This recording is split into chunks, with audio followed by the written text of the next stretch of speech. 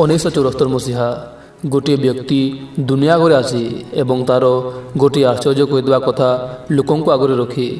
ସେ ତା'ର କଥାରେ କହେ ଦୁନିଆର ମହାନତମ ବୈଜ୍ଞାନିକ ଆଲବର୍ଟ ଆଇନଷ୍ଟାଇନଙ୍କ ଦିଆଯାଇଥିବା ବ୍ଲାକ୍ ହୋଲ୍ ଥିଓରି ସମ୍ପୂର୍ଣ୍ଣ ରୂପେ ସତ୍ୟ ନୁହେଁ। ସେ ବ୍ୟକ୍ତିର କଥା ଶୁଣି ସାରା ବୈଜ୍ଞାନିକ ଦଳରେ ଖଲବଲି ମଚିଯାଏ। ପ୍ରତ୍ୟେକ ଲୋକ ଭାବନ୍ତି ଆଇନଷ୍ଟାଇନଙ୍କ ଦ୍ୱାରା ଦିଆଯାଇଥିବା ଥିଓରିକୁ ଭୁଲ କହୁଥିବା ଏ ବୈଜ୍ଞାନିକଟା କିଏ? ହଁ, ମୁଁ ଆପଣଙ୍କୁ କହିଦିଏ ଯେ ଆଇନଷ୍ଟାଇନଙ୍କ ଥିଓରିକୁ ଭୁଲ କହୁଥିବା ବ୍ୟକ୍ତି ଷ୍ଟିଫେନ୍ ହକିଂ ଥିଲେ। ଷ୍ଟିଫେନ୍ ହକିଂ ଦୁନିଆର ସବୁଠାରୁ ବୁଦ୍ଧିମାନ ଲୋକ ମଧ୍ୟରେ ଗୋଟିଏ ବୋଲି କୁହାଯାଏ। ଏହାଙ୍କ ଦ୍ୱାରା ଦିଆଯାଇଥିବା ଅଧିକାଂଶ ଥିଓରି ସମ୍ପୂର୍ଣ୍ଣ ରୂପେ ସତ୍ୟ ହୋଇଛି। କିନ୍ତୁ ଷ୍ଟିଫେନ୍ ହକିଂ କେବଳ ଥିଓରି ହିଁ ନାହିଁ, ପୃଥିବୀ ପାଇଁ କିଛି ଭବିଷ୍ୟବାଣୀ ମଧ୍ୟ କହିଛନ୍ତି, ଯାହାକୁ ଶୁଣିଲେ ସବେ ଡରିଯାଆନ୍ତି। ତ ହେଲୋ ଗାଇସ୍, ମୋ ନାଁ ରବି ଓ ଆପଣ ଦେଖୁଛନ୍ତି ରହସ୍ୟ TV Odisha. Stephen Hawking 3 prediction about the end of the earth in 200 years।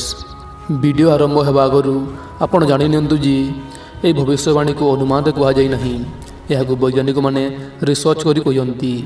ଏହାର ଅର୍ଥ ହକିଂସଙ୍କ ଭବିଷ୍ୟବାଣୀ ସତ୍ୟ ମଧ୍ୟ ହୋଇପାରେ। ଯଦି ତାହା ହେଲା ତେବେ ମନୁଷ୍ୟ ଜାତିର ବିନାଶ ନିଶ୍ଚିତ। ତ ଆସ ଆରମ୍ଭ କରିବା ଆଜିର ଏହି ଡରାବନା ଭିଡ଼ିଓକୁ। ଏ ଭିଡ଼ିଓକୁ ଦେଖି ଆପଣଙ୍କ ଆଖି ଖୋଲା ରହିଯିବ, ଏହାର ଗ୍ୟାରେଣ୍ଟି ଆମେ ନେଉ ନାହିଁ। So let's get started. Number 3, ହକିଂସଙ୍କ ଅନୁସାରେ ଜେନେଟିକାଲି ମୋଡିଫାଇଡ୍ ବ୍ୟକ୍ତି ମନୁଷ୍ୟ ପାଇଁ ବରଦାନ ନୁହେଁ, ଏହା ମନୁଷ୍ୟ ଜାତିର ମୃତ୍ୟୁର କାରଣ ହୋଇପାରେ। କାରଣ ଯେଉଁ ଭ୍ୟାକ୍ସିନ୍କୁ ମଣିଷ ଏହି ଭାବିକି ତିଆରି କରୁଛି ଯେ ସେ ତା'ର ଶରୀରକୁ କଣ୍ଟ୍ରୋଲ କରିନେବ, ସେହି ଭ୍ୟାକ୍ସିନ୍ ତା'ର ମୃତ୍ୟୁର କାରଣ ହୋଇପାରେ। ଏବେ ଆପଣଙ୍କ ମନରେ ପ୍ରଶ୍ନ ହେଉଥିବ ଯେ ଜେନେଟିକାଲି ମୋଡିଫାଇଡ୍ ଭ୍ୟାକ୍ସିନ୍ କ'ଣ? ଏଠାରେ ଆପଣ ଜାଣିନିଅନ୍ତୁ ଯେ ଜେନେଟିକାଲି ମୋଡିଫାଇଡ୍ ଭ୍ୟାକ୍ସିନ୍ ମନୁଷ୍ୟର ଡିଏନ୍ଏକୁ ଚେଞ୍ଜ କରି ଯାନି ବଦଳାଇ ବନାଯାଏ। ଏହା କୌଣସି ପ୍ରକାର ରୋଗକୁ ମଧ୍ୟ ଠିକ୍ କରିପାରେ। ଏହାଛଡ଼ା ଏହି ଭ୍ୟାକ୍ସିନ୍ରେ କ୍ୟାନ୍ସର ଭଳି ଜାନଲେବା ବେମାରୀକୁ ମଧ୍ୟ ଭଲ କରିବାର ଶକ୍ତି ଅଛି। ମଣିଷ ଏହାକୁ ଭବିଷ୍ୟତରେ ଖରାପ କାମ ପାଇଁ ମଧ୍ୟ ବ୍ୟବହାର କରିପାରେ। ନମ୍ବର 2, ହକିଂସ ମାନିବା ଥିଲା ଯେ ଯେପରି ମନୁଷ୍ୟ ବ୍ରହ୍ମାଣ୍ଡରେ ଜୀବନ ଖୋଜିବାରେ ଲାଗିଛି, ହୋଇଥାଇପାରେ ଅନ୍ୟ ସଭ୍ୟତା ମଧ୍ୟ ଆମକୁ ଖୋଜୁଥିବେ। ଯେବେ ତାଙ୍କ ସହ ଦେଖା ହେବ, ହୋଇଥାଇପାରେ ସେ ଆମଠୁ ଅଧିକ ଶକ୍ତିଶାଳୀ ହୋଇଥିବେ ଏବଂ ସେତେବେଳେ ଆମ ମନୁଷ୍ୟ ଜାତିର ବିନାଶ ହେବା ନିଶ୍ଚିତ।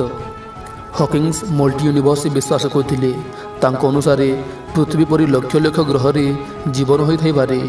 ଯେପରି ଆମ ଗ୍ରହ ପୃଥିବୀରେ ଜୀବନ ଅଛି, ସେପରି ଅନ୍ୟ ଗ୍ରହରେ ମଧ୍ୟ ଜୀବନ ହୋଇଥାଇପାରେ। ନମ୍ବର 1, ଆପଣ ରଜନୀକାନ୍ତଙ୍କ ମୁଭି ରୋବୋଟ ତ ଦେଖିଥିବେ। କେମିତି ଡକ୍ଟର ଭସିକରଣ ମନୁଷ୍ୟଙ୍କ ସାହାଯ୍ୟ ପାଇଁ ଗୋଟିଏ ଆଡ଼ଭାନ୍ସ ରୋବୋଟ ତିଆରି କରିଛନ୍ତି।